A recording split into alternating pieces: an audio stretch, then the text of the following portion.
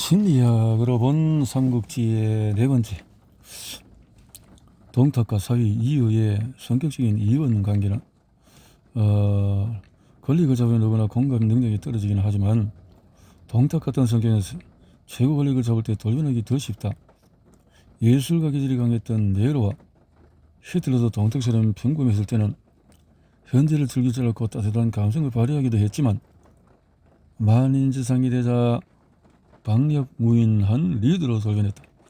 동탁도 그들처럼 선조지가 뛰어나 도구어쩌면은 파악하려 하기보다는 가지고 노는 것을 즐기는 탐미주의자였다. 또한 동탁은 내향적이어서 비교적 가족과 친해 쪽에 관심이 많았다.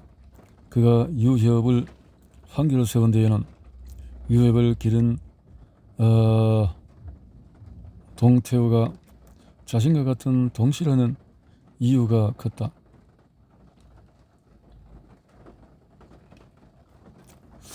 장안천도 이후의 동탁은 동시일족을 관계를 하면서 그의 최측근은 이유와 이숙이었는데 그 중에서 동탁이 마음 놓고 의지한 사람은 사위였던 이유문이었다. 이유는 MBTI 성격 유형으로 보이는 이향적인 직관과 사고적인 인식형인 ENTP에 가깝다.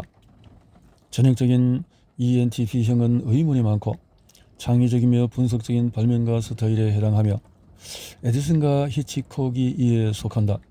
이런 유형은 일상을 지루해하고 새로운 것을 추구하며 눈썰미가 좋다.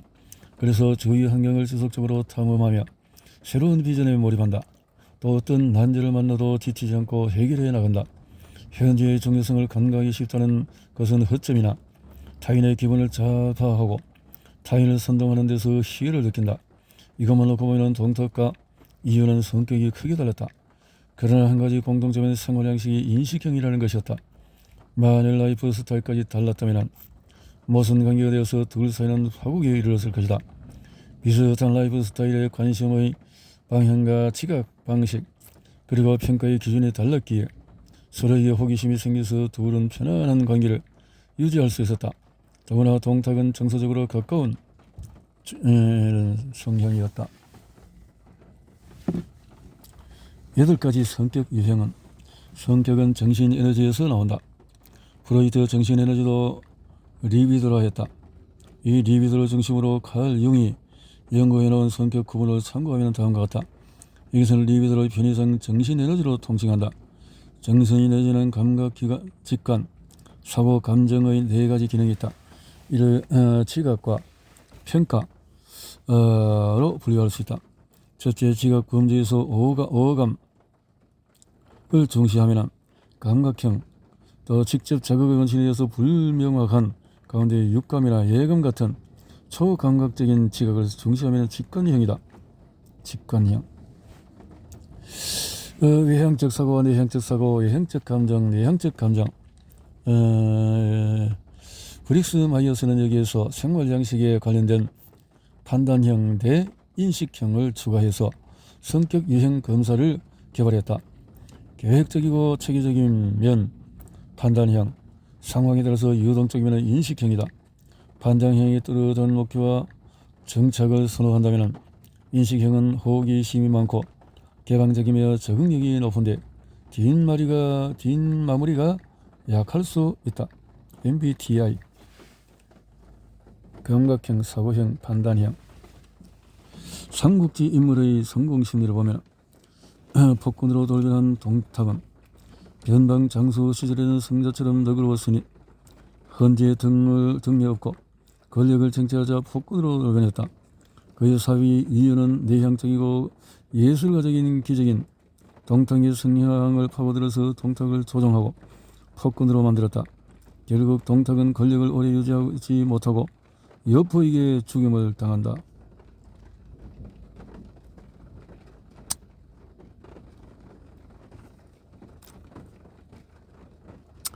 큰 공을 세우고도 죽임을 당한 이숙. 이숙은 동탁과 여포에게 결정적인 공을 세우고도 당장 큰 보상을 얻지 못했다.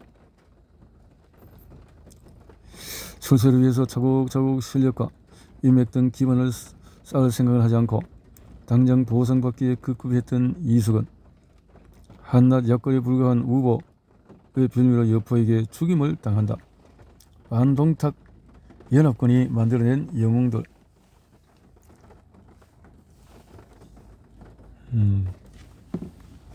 동탁 토벌전. 후한의 황제의 소재를 폐위하고 헌제를 옹립한 뒤에 공포 정치를 행한 동탁, 또 지방의 호족들이 동탁을 제거하고자 반동탁 연합군을 결성해서 그래서 교전을 벌인 것을 동탁 토벌전이라고 한다.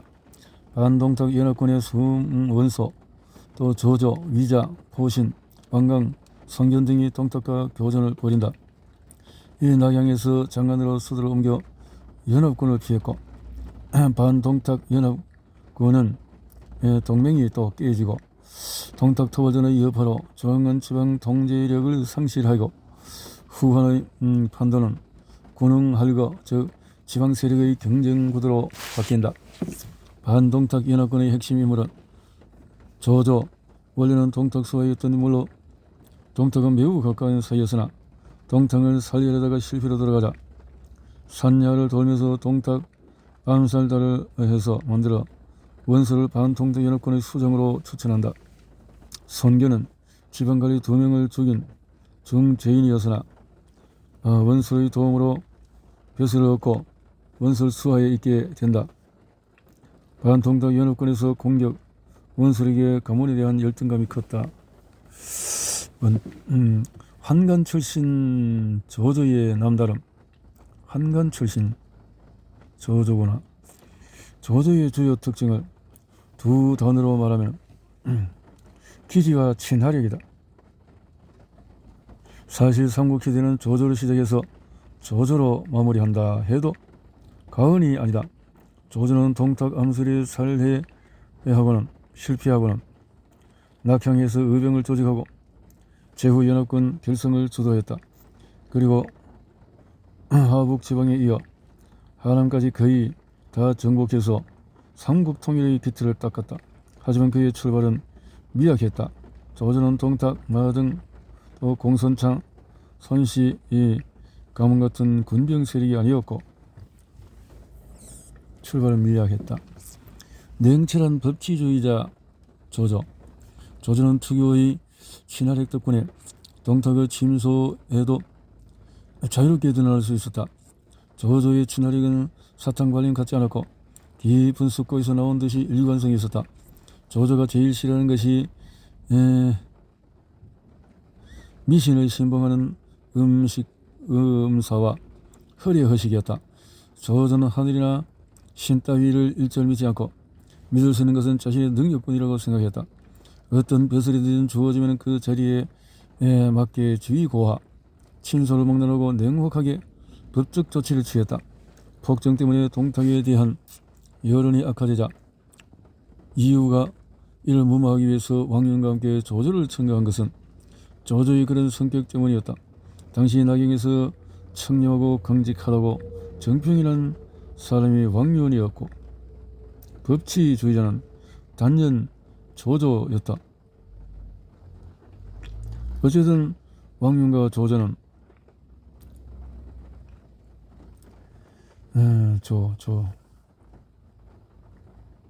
그래서 경계를 너무 쉽게 풀었음을 알 수 있다. 왕윤의 보금을 빌린 조조는 동탁의 침실을 찾아갔다. 마침 동탁이 벽을 보고 누워 있어 검을 뽑으려 했으나 그 순간 동탁이 눈을 뜨며 돌아누는 바람에 기회를 놓쳤다. 게다가 여포도 말을 기둥에 메고는 들어왔다. 조조는 당황했지만 내색하지 않고 얼른 끌어앉아 양손으로 칼을 높이 들고 둘러댔다. 마침 천하 제1의 검을 얻게 되어 황제께 바치려 합니다. 벌쩍 일어난 동탁이 받아보니 과연 명검이었다. 동탁은 여포에게 잘 간수하라며 검을 건네주고는 밖으로 나가 보금의 대가로 조조에게 말 한마디를 주었다. 조조는 그 말을 끌고 승성부에서 나오지 자 동남쪽으로 손살같이 달려갔다. 동탁은 아무래도 낌새가 그래 이유를 불렀다. 이유가 조조의 초소로 사람을 보내 조사해보니 진작 떠났고 아침에 나간 조조가 돌아오지도 않았다는 것이다. 조조 화려한 인맥 동탁 암살단. 한편 조조는 떠돌이 장사치 황보로 변신해서 주로 이 야밤의 산길을 이용해서 고향으로 피신했다. 그는 아버지 조성을 설득해서 가산을 처분하는 데 이어서 위홍이라는 큰 갑부의 후원을 받아 의병을 모집했다. 조조가 깃발을 들자 사방에서 사람들이 모여드는데 그들의 면면을 보면 조조의 평소 친화력과 인맥관리 능력을 알 수 있다. 가장 먼저 모여든 이들은 조조가 벼슬하기 전 사귀었던 흑객들이었다. 그 중에서도 악진이 1차로 도착했다. 악진은 작고 말랐지만 당차고 날래기가 표범 같았다. 그 다음 찾아온 이는 수백 명을 거느린 이전이었다. 이전의 집안은 연주 선양군의 유지로서 무술과 학문이 모두 뛰어났다. 제1제대로 남양태에서 원술이 도착했다. 그 뒤로 한복 공조 유대 왕강 장막 교모 원유 포신 공룡 장초 도겸 마등 공손창 장령 성경 그리고 마지막으로 발해 태수 원소가 당도했다. 그 중에서 북평태수 공손찬이 1만 5천 군대를 끌고 평원에 일어섰다. 평원 현령인 유비가 간호장교와 함께 공손찬을 마중 나왔다. 공손찬이 유비에게 물었다. 어이 자네가 웬일인가? 형님 덕분에 이곳 현령을 맡게 되었습니다. 형님께서 역적 동탕을 치러 군사를 일으켰는데 어찌 가만히 있을 수 있겠습니까? 유관장 3형제도 공손찬의 부대에 합류했다. 120km가 넘는 들판에 군사가 가득했다. 조조가 미리 준비한 소와 양고기로 전지를 벌이는 동안에 제후들만 따로 모여 향후 대책을 논의했다. 조조가 먼저 원소를 우두머리로 추천했다. 원소는 처음에는 사용했지만 제후들이 거듭해서 권하자 마지못해 한뜻이 승낙했다.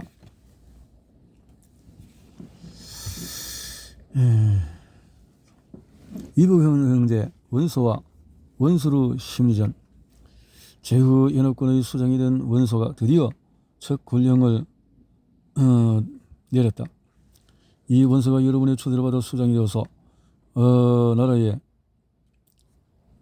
군인은 군열이 있으니 이에 따라서 신상필벌을 엄격히 할 것이요 제1호 군령을 내리고서 남양태서 원수는 병참을 책임지고 군량과 그것을 차질 없이 공급하라. 다음으로 도성의 관문인 사수관을 쳐야 하는데 누가 선봉을 맡겠는가?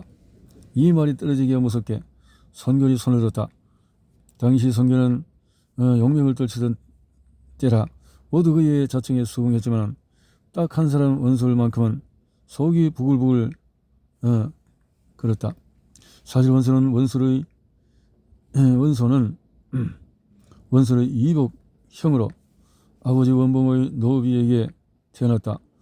원봉의 본부인은 임신하기 전 노비였던 첩이 원소를 낳았다. 그래서 원성이 많은 서첩을 두었음에도 자식이 죽으면은 그래서 이런 경쟁심인가? 아직 전쟁이 시작되기도 전에 반통당 연합군 내부에서 분열의 씨앗이 싹트고 있었다. 역사에 남을 유명한 원소의 시기는 그렇게 시작이 되었다. 시기와 비슷한 것이 질투이다.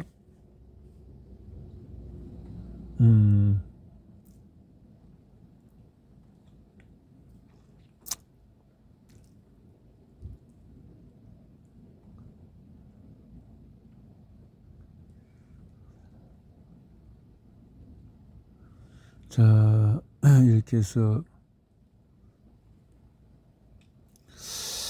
시기와 비슷한 것이 질투다. 시기란 내게 없는 것을 다른 이가 지녔을 때 시샘하는 것을 말하며, 질투란 내게 중요하고 가치 있는 것이 다른 이에 비해서 훼손될까 봐 염려할 때 드는 감정이다. 그래서 질투는 소유욕과 불안정성의 정도를 나타내는 지표 역할을 하기도 한다. 원수와 원술은 둘 다 자기애적인 기질이 지나치게 강했다. 물론 그 언제는 자기애는 필요하다. 자기애는 너무 없을 때의 자기 파괴적 경향을 나타내기 때문이다. 사실상 열등감도 자기의 또 다른 표현이라 할 수 있다. 에릭 프롬은 자기애를 인간이 지닌 제2의 본능이라고 이야기했다. 인간은 동물과 달리 사회적인 존재이므로 스스로 자기를 존중하고 자기를 신을 긍정해야만 관계 속에서 가치를 인정받고 또 생존할 수 있다고 그는 이야기했다. 자기애가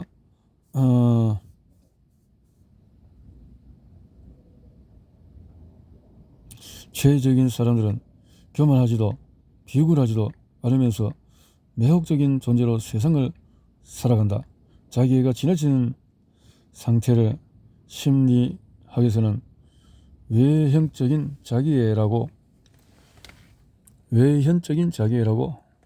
원술처럼 에리 브롬이 독일 미국에 내려서 철학, 사회학, 정신분석을 했는데 미국 컬리메드에는 이렇게 공부를 해서 이렇게 학자 질투가 결합하면 정의감이, 시기가 결합하면 자기감이, 원수의 일생이 이를 잘 말해준다. 자기는 결국 남과 비교하면서 자신이 우월하다는 것을 인정받고 싶은 욕구정의 하나이다. 아동계는 부모를 두고 형제 자매들끼리 질투와 시기를 벌인다. 이런 감정은 학교에 가서 그부들 사이로 전이 되고 성이 된 후에 직장과 사회로 확대된다. 사랑과 안정의 열람이어야 할 가정이 아이러니하게도 질투와 시기의 원초적인 묘목장이다. 시기심 때문에 친동생을 죽인 인류 최초의 살인자 카인의 심리를 걷는 카인 콤플렉스가 바로 그런 것이다. 이 카인 콤플렉스가 삼국시대에 와서 원술에게서 재현되고 있었다. 시기란 선망의 또 다른 표현이다. 천년을 놓고 동턱과 나란히 하는 수장의 자리를 원소가 차지한 가운데 원술도 내심 그 자리를 선망하고 있었다. 원술이 이렇게 생각하고 있었다. 저럴 때부터 형이 지금 선두를 꿰차더니 사회에 나와서도 그렇다. 원술의 부하 손견이 선봉장이 되다. 원술이 원소처럼 동탁을 피해 남양으로 피했을 때 손견은 장사태수 자리에 있었다. 손견이 명문과 절신날이었지만 오직 과감성만으로 차지한 벼슬이었다. 손견은 형조지사 왕예를 아주 시건방진 놈이라고 때려 죽이거나 그 세력을 흡수해서 수만 명에 달하는 군사를 거느렸다. 그 후에 반동탁 연합군의 가담으로 북상하는 길에 남양태수 장자에게 권력을 대려고 윽박질렀다. 장자가 이에 응하지 않자 손견을 아픈 척해서 장자를 유인한 뒤에 그의 목을 베었다.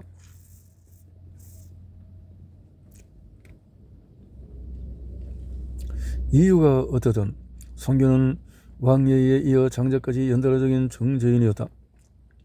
처벌이 두려웠던 손견은 마침 남양으로 내려온 원술에게 도움을 청했다.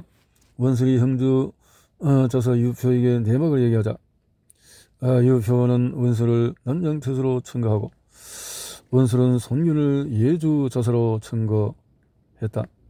그 바람에 두 관리를 죽인 죄는 사라지고 손견은 드디어 파오로 장군과 예주 자사를 겸하게 된다.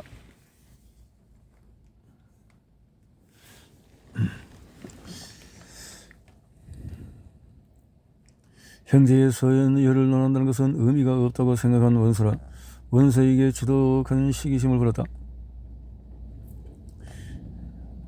이는 능력의 차이를 부인하려는 일종의 방어 심리였다. 원서 역시 원수를 좋아할 리가 없었다. 원수는 원술이 자신에게 한참 뒤지면서도 정실소생이라는 이유 하나만으로 큰 소리를 친다고 보고 그에게 전투가 아닌 보급 라인을 맡긴 것이다. 원술 입장에서는 원소가 수장을 맡은 것도 아니고지만은 더 심한 굴욕은 손견이 공격대의 선봉장을 맡은 것이었다. 왜냐하면 당시 손견은 원술의 수하에 있었기 때문이었다. 비록 손견은 원술 수하에 있었지만 포부는 원술의 경쟁자가 될 수 있었는데 제후들 원수 이렇게 참 서로서로 시기질투.